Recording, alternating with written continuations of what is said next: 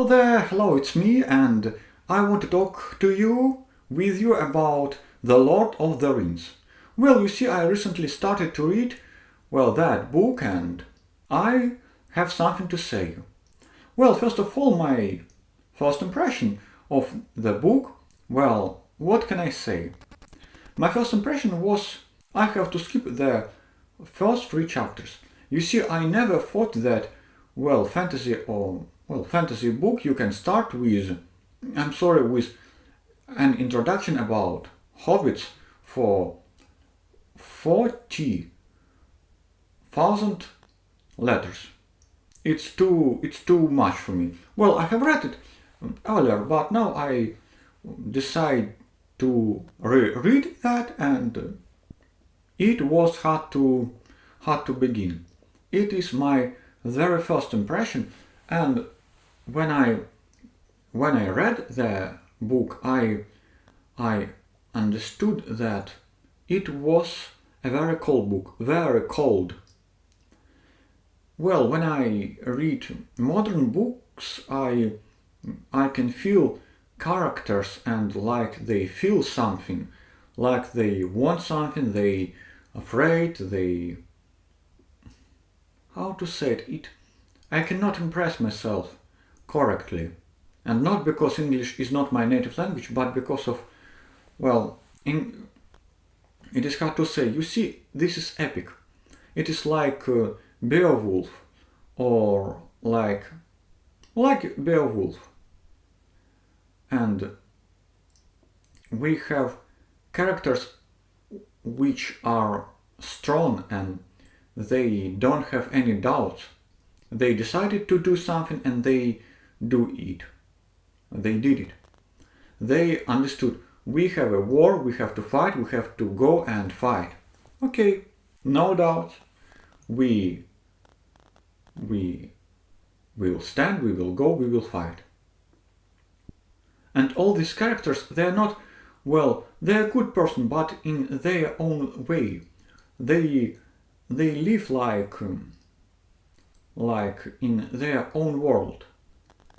They have their own problems because they live in a middle ages. And for example, that Frodo and Frodo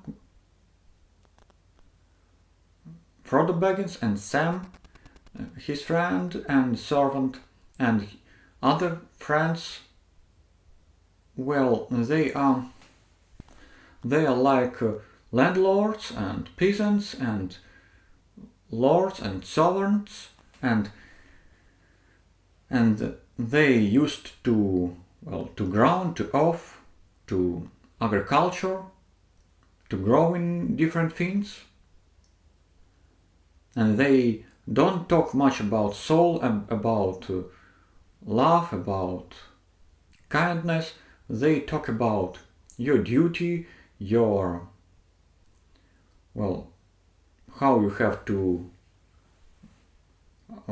about your habits, about your public image, about your way of life, about your property, and they talk much about their own problems, but not about your soul. They mean that your soul is problem of some higher level, of creatures of higher level.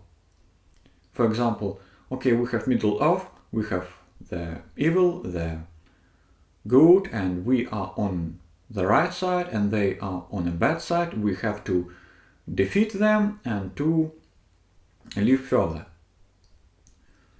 This is their point. This is not about, some dramatic arc of characters. There are no any dramatic arcs. Because, Frodo, he was a strong guy, and then he was wounded, then he, was dying because of his wounds, you see. Or, for example, Gollum. He wanted to betray, he betrayed. Or, for example, and other characters. What they decided to do, that they would do. It's not like Jaime Lannister. They don't have the second bottom. They just, they decided to do something, they do it. Well, in this way, it's a very cold book.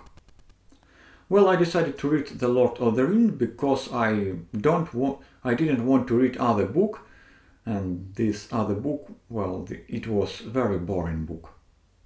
You can ask me in comments what was it book about. Well, what do I think about the world? Well, I don't think that there is any system. Well, like George Martin. George Martin has in his books system, the world, the magic system, the system of all of that lords, but Tolkien doesn't have it. He has only, it's like, a lot of adventures.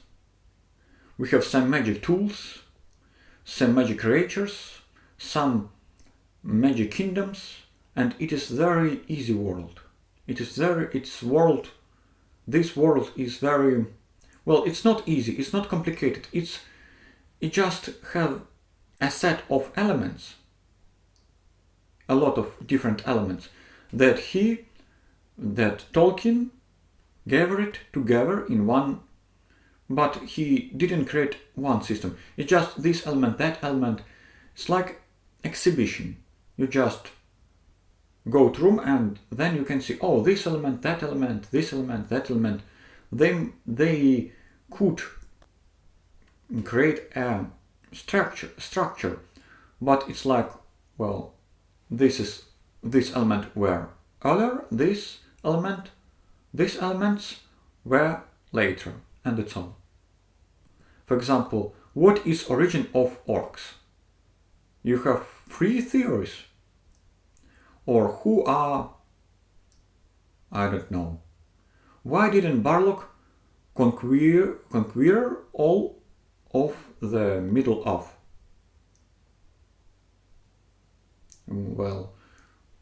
You haven't answered. Tolkien just wanted to put, a big monster into caves, and he did it. And that's all. He didn't think about that. He thought about that much, but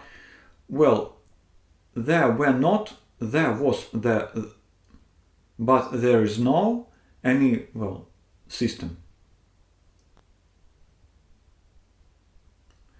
The main character, Frodo Baggins, he is a very he's person which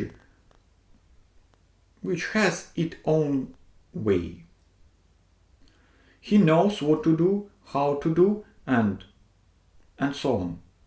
He knows everything about himself, about the ring. He took a decision and he did what he decided. He is a very he's strong character. He had a ring, and the ring broke Frodo only on the end. Only on the end of the book of that 3 books. So he could resist to the ring a lot of time. So it's a very strong character, and he's a landlord, and he is in some special social class. About atmosphere and the fantasy world, you see, I don't like Tom Bombadil. He's kind of cringe for me. And his songs, somebody like Spirit of the Wood, but you see, we have very strange and dark deeds, and now we have a very strange guy who has a very strange wife and who are walking and singing. It's kind of fairy tale story for me. Well, I don't think that we need this element in the books. And we don't need all of that introduction. I want to put that introduction in the end of the books. Okay? I want it.